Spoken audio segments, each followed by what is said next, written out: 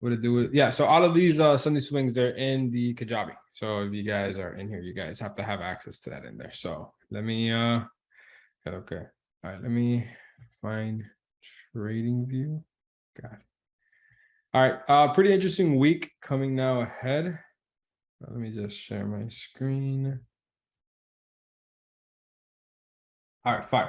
So pretty interesting week coming ahead. As of right now, I'm not seeing anything too crazy. I don't really see anything too interesting.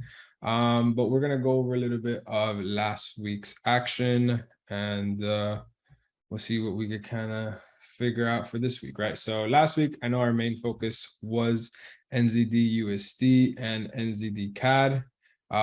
They played out and they pulled back towards the end of the week. Played out perfectly, pulled back towards the end of the week. Everything is pretty much okay with them. Euro GBP, still waiting for it to pull up to this area. If it doesn't pull up to that area, not doing anything. You guys are seeing the importance of buying at a solid area of interest. Because if you notice, let's say we would have taken this trade here because of the structure. Trade didn't go far enough because we weren't at an actual level. This could have been considered a level here, but notice how it's nowhere near as strong as this level, because there's just it's just simply more taps here. There's more probabilities of it going to the upside versus the other point. Let's say right here it has 3, 4, 5 points, making it 50% strong, versus let's say we would have marked off this as the area of interest. It kind of only has 1 point, so it has 10%. You know, you pretty much just, it's pretty self-explanatory. You want to be buying at the area that gets the most touches.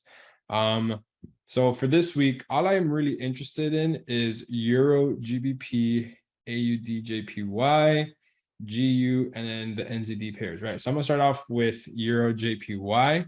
First of all, we are overall bullish, so we can't help to understand that we are bullish on the monthly. I don't really use the monthly, but you know, I just take a peek at it every once in a while. We are still definitely bullish on the weekly. You notice we're above this structure level on the weekly, making the weekly still bullish. The daily is bearish, and then the 4-hour is still bearish. Do you guys all agree? Type 1 if yes, type 2 if no. Just want to make sure we are all on the same page.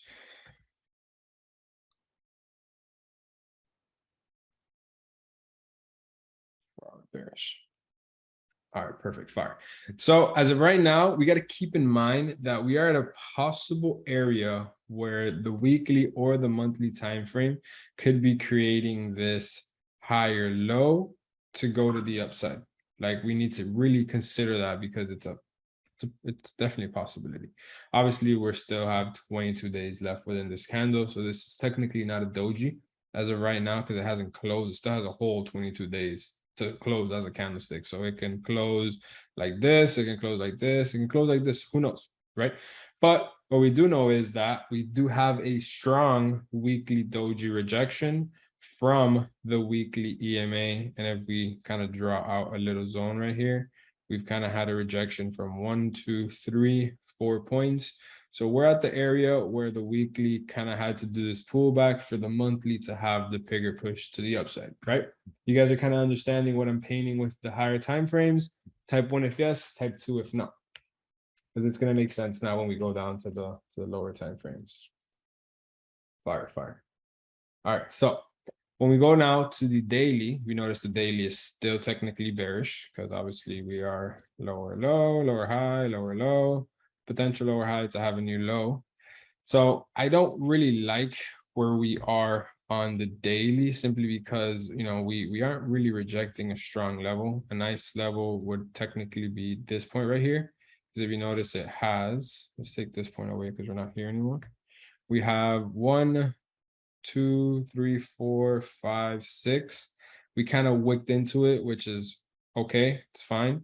And we put a box in the middle, our round psychological level kind of drops right at the bottom of that point, which is 140-100. So we would kind of have to, you know, adjust this box a little bit, maybe squeeze the top a little bit more, and then we'll just drag it down just a little bit to get that 140-100. So the only way I will take this trade, yes, the 4-hour is still bearish. This is still technically the lower high point right here. this point right here, or this one. So the only way I would take this trade short is if we create a lower high to then sell. So I need to get the break under this level of support. And by the time it has the break, then we get the retest, retesting the EMA. Literally what it did right here. Like, it's the same thing. If you notice, all I want is this push. I want the retest, the bearish engulfing, set and forget. You guys have seen that, right? Does that make sense?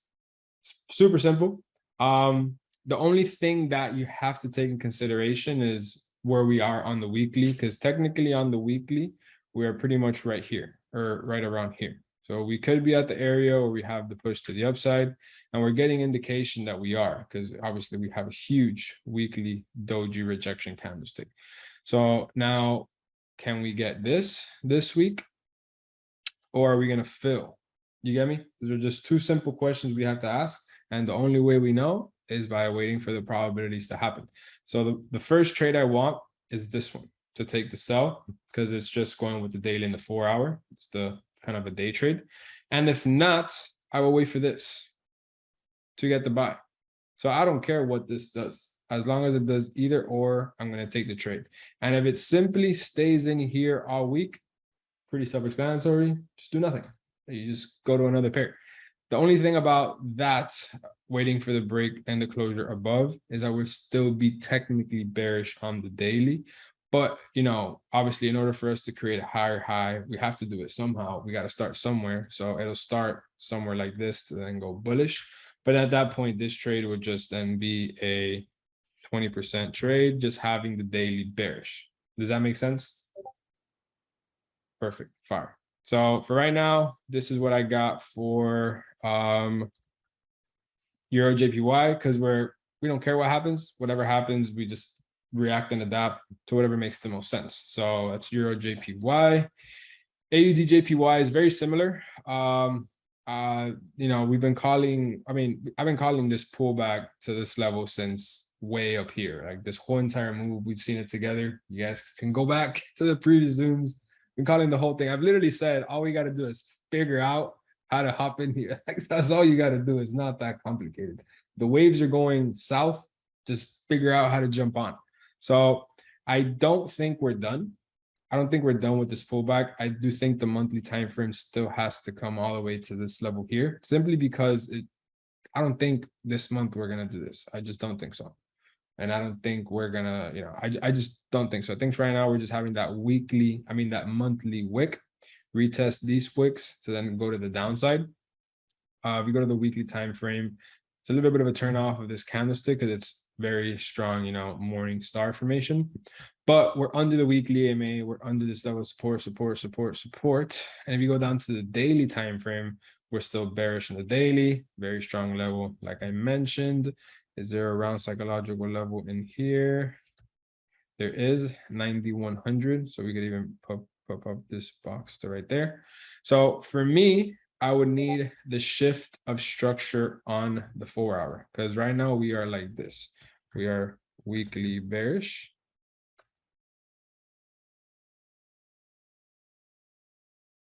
So this trade, all we need is for the 4 hour to break the structure, and then we're pretty much selling to the downside. So this is actually my #1 trade setup for the week.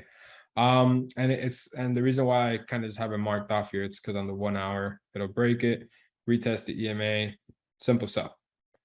Does that make sense? Easy, too easy? What do you guys think? Isn't the 4 hour bearish on AJ? I don't know. Let me double check. So if this were to be let's say this were to be lower low, lower high, higher high, higher low, higher high. See how we body closed above? Does that make sense now, Kobe? Yeah. He's looking more before. Oh, okay. I see what you mean. Yeah. I mean, yeah, based off of this structure point, yeah, you're right, bro. 100%. Yeah. If you're looking at this point right here, we are still technically bearish. My bad. Yeah, that's a good call. So yeah, technically right now we are still bearish on the 4 hour. Fire. Appreciate it, bro. But for me, I still can't take the trade here no matter what, because again, if you sell, you need to sell at a lower high. You can't sell technically at a higher high. And as of right now, we're at a higher high. So I would still need this to then take the trade to the downside. Does that make sense?